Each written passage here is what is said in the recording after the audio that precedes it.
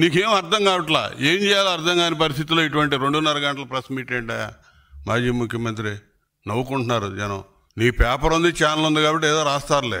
అసలు దాన్ని ఏ విధంగా తయారు చేసి ఏ విధంగా పంపించాలనే దానికి విలేకరులకు అర్థం కావట్లేదు. ఏ విధంగా 2.5 గంటల ప్రెస్ మీట్ ఏ విధంగా ప్రజలకు చూపించాలనే దానికోసం.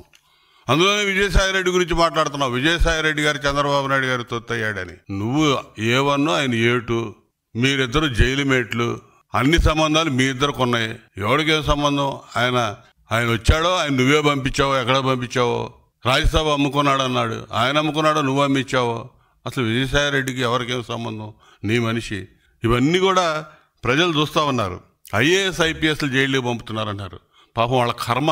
నీ తండ్రి అధికారులు ఉన్నప్పుడు నువ్వు చేసినటువంటి పాపాలకి IASలు ఆ రోజు జైళ్ళకి పోయారు. ఈరోజు మళ్ళీ నువ్వు అధికారంలోకి వచ్చినాక చేసినటువంటి ఈరోజు కర్మ కాదు, ఈరోజు వాళ్ళు అహంభావంతో కావాలని చేసుకున్నటువంటి పరిస్థితులు ఇవన్నీ కూడా. బుద్ధి ఉందా ఎవడకన్నా?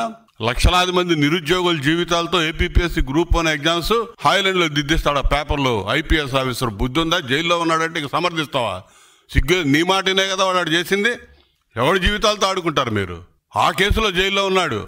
చత్వాని ఒక మహిళని ముంబై నుంచి తీసుకొచ్చి 2 నెలలు జైలుకు పంపించినటువంటి, అకారణంగా కేసులు పెట్టి జైలుకు పంపించిన దానికి జైల్లో ఉన్నాడు. నిరుద్యోగులకు సంబంధించి వాళ్ళ జీవితాలతో ఆటలాడుకున్నందుకు జైల్లో ఉన్నాడు. నీ మాట మీద నీకు దోచిపెట్టడానికి సహకరించినటువంటి IASలు IPSలు ఇంకో రకంగా జైల్లో ఉన్నారు. వీటన్నిటికి నువ్వు కూడా బాధ్యుడివి. ఇవన్నీ వదిలేసి మీడియా ముందుకు వచ్చాను కదా అని చెప్పి ఏదో చెప్పాలి ప్రజలకి, నేను ఉన్నాను ఎక్కడ పోలేదని కనపడాలని. అసలు ఎక్కడ ఉంటున్నావు నువ్వు? ఆంధ్రప్రదేశ్ వదిలిపెట్టి నువ్వు బెంగళూరు టూర్ చేసుకుంటా కూర్చొని ఏం చేయాలో అర్థం కాని పరిస్థితిలో ఉన్నటువంటి నీకు ఇలా ప్రజలు నమ్మే పరిస్థితి లేదు.